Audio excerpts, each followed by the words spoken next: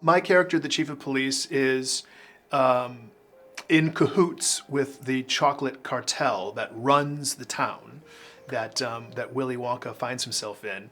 And he wants to stake his claim, but the chief of police is the man who kind of does all of the dirty work for the chocolate cartel. He's the one that when they want to run somebody out of town, it ends up being his job and his responsibility to do that.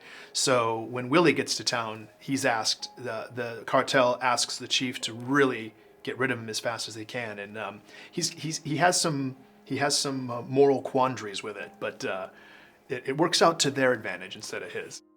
When I first read the script for Wonka, I felt this really wonderful, uplifting, heartfelt story that it would be so great to see on screen. And I could see the picture. I could see the picture, and I really was like hoping that I could be a part of it. And I really was looking forward to being a part of it. Working with Paul King was such an honor. He's such a collaborative director. He's also very, very good at knowing exactly what everything's going to look like on camera.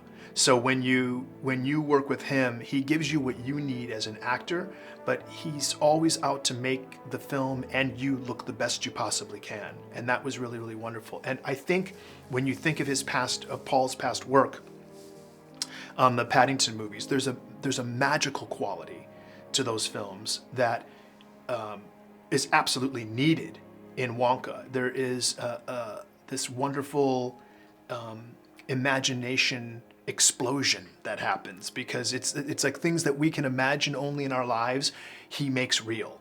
And that's something that's right up Paul's alley. Working with Timothée Chalamet was an absolute dream. It was really wonderful. He helps you get in character because he's so in character playing Willy. His movements and the way that he speaks and moves and everything was just really, really wonderful. I loved working with him, and he's a generous actor, very generous actor. Lindy Hemmings, who is our costume designer, was amazing, absolutely amazing in regard to wanting to put little fun comedic moments in the piece. In fact, as my character expands, if you will, there's something that I think people might notice is that he has a belt that he wears, and the belt expands and expands until you see that the belt has to have extra holes put in it. And then he's so big at one point in time that the belt is on the last possible hole. And Lindy, to think up things like that, that was all Lindy.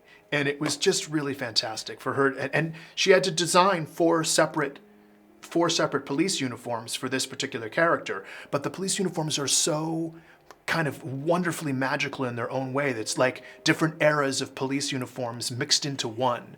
And she does that with everybody across the board, and it's really great. Patterson and the Matts were an absolute delight to work with. They were professional, but always we had so much fun on set, both on camera and off camera. Sometimes, depending on a project, you might find yourself in a place where you have a lot of fun off camera, and then on camera it can be, whatever. But with this case, every bit of joy just led onto the lens, and it was so fun working with them. It was hard to keep straight faces. Something that moviegoers can really look forward to with this film is this uplifting feeling that we desperately need, I think, right now in our world. And the music is absolutely fantastic. Neil Hannon's music is amazing in this film, and I think people are gonna walk out of the cinema humming the songs. And I think that you want to experience this at the cinema. It's such a big piece. There's something very, what's the word I'm looking for? Like voluminous about it, and it deserves its due, and its due is on the big screen.